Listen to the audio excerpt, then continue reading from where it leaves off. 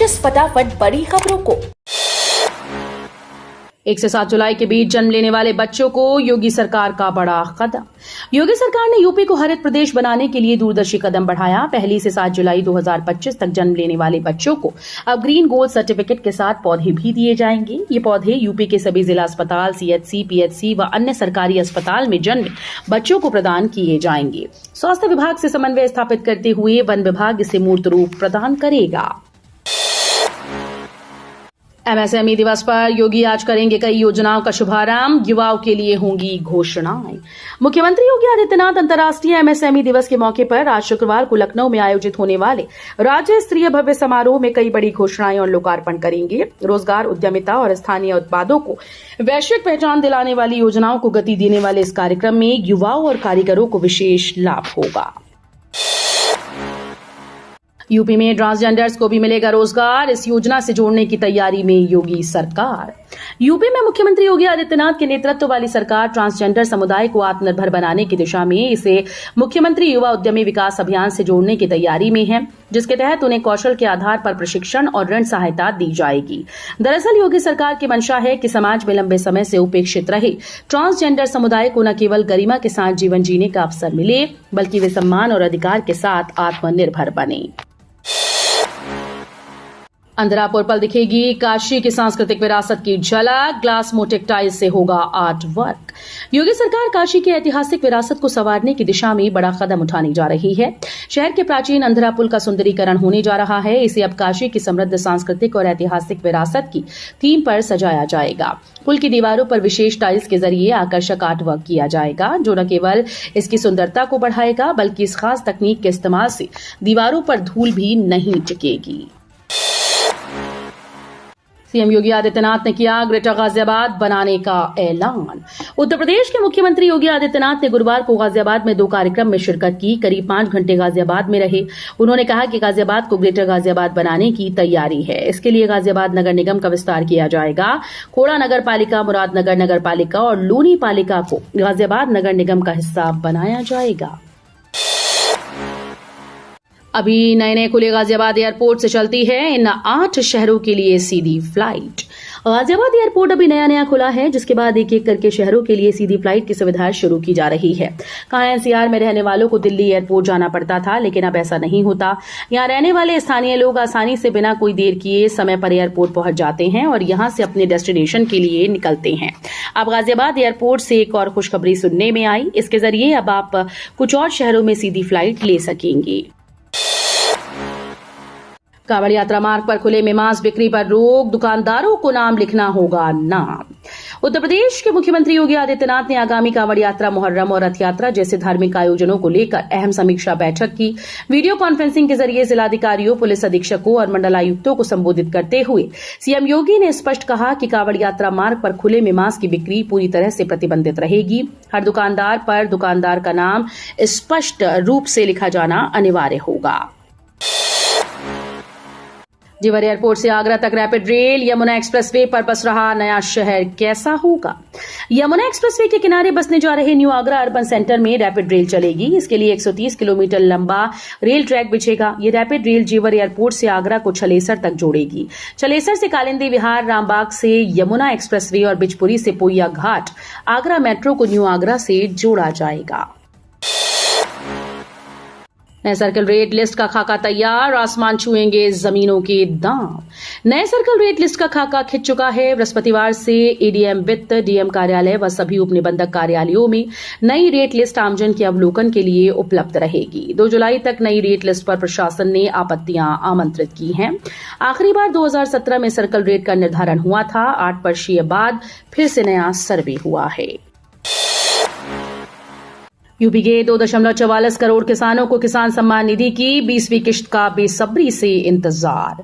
उत्तर प्रदेश में 2 करोड़ 44 लाख किसान सम्मान निधि के लाभार्थी हैं। इसमें से 2.38 लाख किसानों को 19वीं किश्त का लाभ मिला था। इस बार 20वीं किश्त का किसानों को बेसब्री से इंतजार है। अभी तक सरकार की तरफ से 20वीं किश्त जारी करने के लिए कोई आधिकारिक डेट घोषित नहीं की गई, लेकिन सूत्रों के मुताबिक ये किश्त जून के आखिरी हफ्ते या जुलाई की शुरुआत तक आ सकती है। पर्यटन हब के रूप में विकसित होगी महाभारत कालीन लीलौर झील, पुनरुद्धार शुरू, बनेगा द्रौपदी थीम पार्क और जानिए क्या होगा। आंवला स्थित ऐतिहासिक लीलौर झील को पुनर्जीवित कर पर्यटन स्थल के रूप में विकसित करने की दिशा में महत्वपूर्ण पहल शुरू हो गई है। पशुधन व दुग्ध विकास मंत्री धर्मपाल सिंह ने झील के पुनरुद्धार कार्य का शुभारंभ हवन पूजन के साथ किया। कार्यक्रम में झील के ऐतिहासिक, धार्मिक और सांस्कृतिक महत्व को रेखांकित करते हुए इसे यक्ष सरोवर के रूप में स्थापित करने की बात कही गई। कांवड़ हो या मुहर्रम, कानून तोड़ा तो होगी सख्त कार्रवाई, योगी आदित्यनाथ बोले। उत्तर प्रदेश के मुख्यमंत्री योगी आदित्यनाथ ने आगामी धार्मिक आयोजनों और त्योहारों को लेकर कड़े निर्देश जारी करते हुए स्पष्ट किया कि राज्य में किसी भी प्रकार की अराजकता, भड़काऊ नारों या हथियारों के प्रदर्शन को बर्दाश्त नहीं किया जाएगा। कांवड़ यात्रा, रथ यात्रा, मुहर्रम, श्रावण मास के अवसर पर सीएम ने प्रशासन, पुलिस और स्थानीय अधिकारियों को सतर्क रहने और हर स्थिति पर पैनी नजर रखने के निर्देश दिए। राहुल गांधी के खिलाफ दाखिल मामले की सुनवाई अब 28 जुलाई को। दोषमुक्त को दोषी बताने का है आरोप। हाथरस के एसीजेएम एमपी एमएलए कोर्ट में लोकसभा सांसद व नेता प्रतिपक्ष राहुल गांधी के खिलाफ मानहानि का परिवाद दाखिल हुआ था। न्यायालय में परिवादी की ओर से 2 गवाहों के बयान हो चुके हैं। 26 जून को न्यायालय में अधिकारी के अवकाश पर होने की वजह से सुनवाई नहीं हो पाई। न्यायालय में इस मामले में सुनवाई के लिए 28 जुलाई की तिथि नियत की गई। किसानों के लिए खुशखबरी, जिले में बनेगा दक्षिण एशिया का सबसे बड़ा आलू अनुसंधान केंद्र।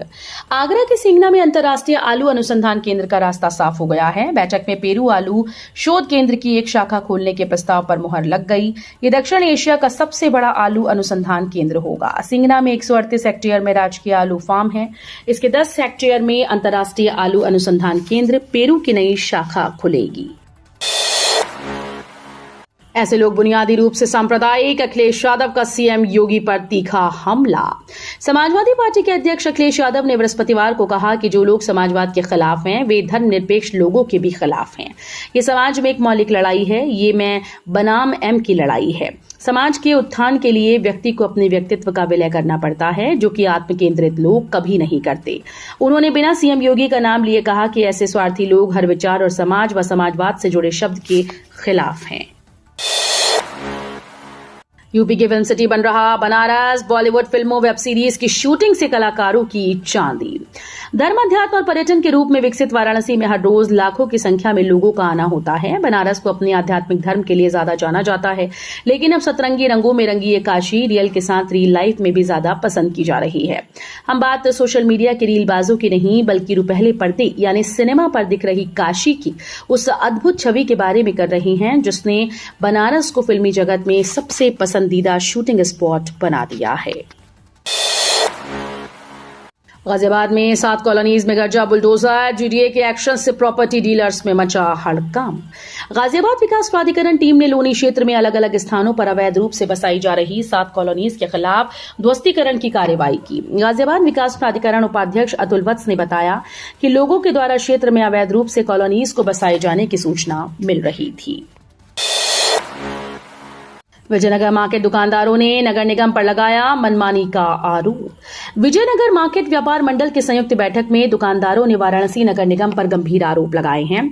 दुकानदारों का कहना है कि नगर निगम की दुकानों पर वे पिछले लगभग 60 वर्षों से मासिक किराएदारी के आधार पर व्यवसाय कर रहे हैं। हालांकि नगर निगम के द्वारा मनमाने तरीके से कानून के विपरीत वसूली और आवंटन निरस्त करने की कोशिश की जा रही है।